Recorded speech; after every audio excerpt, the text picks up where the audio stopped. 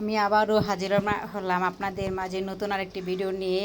এটা দেখলে শেখার কিছু আছে। যার বাড়িতে স্ট্রেনার নাই, আমি যেভাবে চুল সোজা করি ওটা দেখাবো। হাই ভিউয়ার্স, আসসালামু আলাইকুম। আপনারা সবাই কেমন আছেন? আশা করি অবশ্যই ভালো আছেন। আমি যেভাবে চুল সোজা করি ওইটা নিয়ে আজকে আপনাদের মাঝে হাজির হলাম। তো আমি আসলে কোনো স্ট্রেনার দিয়ে করি না, পার্লার গিয়ে করি না, নিজের কাজ নিজে করতেই পছন্দ করি। তার জন্য নিজেরটা নিজেই করি। প্রথমে একবার পাম্প করেছিলাম।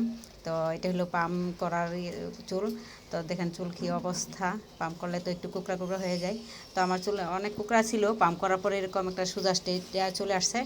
তো আমি এখন সোজা করব কীভাবে সেটা নিয়ে আপনাদের সামনে দেখাবো। তো আমি সহজ পদ্ধতিতে সোজা করি। যাদের ঘরে ইস্ত্রি আছে ওইটা দিলেই হবে। তো ওইটা দিয়ে করতে পারবেন, যতদিন চুল না ভিজাবেন এরকম সোজাই থাকবে। তো আমি এই যে দেখেন আমার চুল কী অবস্থা। এটা হলো পাম্প করার পর। তো নিজে নিজে পাম্প করলে এতটা সুন্দর হয় না, যাই হোক পার্লারে করলে সুন্দর হয়। আমি তো নিজের কাজ নিজে করতে পছন্দ করি, তার জন্য নিজেই করি। এখন দেখেন ইস্ত্রি নিছি, একটা ইস্ত্রি দিয়ে অনেকভাবে জুড়ে ধরে টাইট করে ধরে রাখবেন। একজন ধরে রাখবেন, আর যার চুল সে তো আস্তে আস্তে আস্তে আস্তে এইভাবে টানবেন, টানলে সোজা হয়ে যাবে। দেখেন কি আস্তে আস্তে সোজা হয়ে গেছে কিন্তু। ওরি বাবা, যে অনেক গরম লাগে যখন চুলটা আমার কাছে চলে আসে। তো সব বেলায় গরম করবে, যদি স্টেনারদা করেন তখনই গরম করবে। কিন্তু আর যাদের মাথায় বেশি উকুন আছে, উকুনগুলি তো থাকবেই না, উকুন মরে যাবে এই গরমে। তার জন্য আমি মাঝে মাঝে এইভাবে স্ট্রেট করি। সত্যি কথা বলতে কি, আমার এত পয়সা এত কিছু পার্লারে গিয়ে করতে ভালো লাগে না, নিজের কাজ নিজে করতেই ভালো লাগে। যাই হোক, এই জন্য নিজের কাজ নিজেই করি।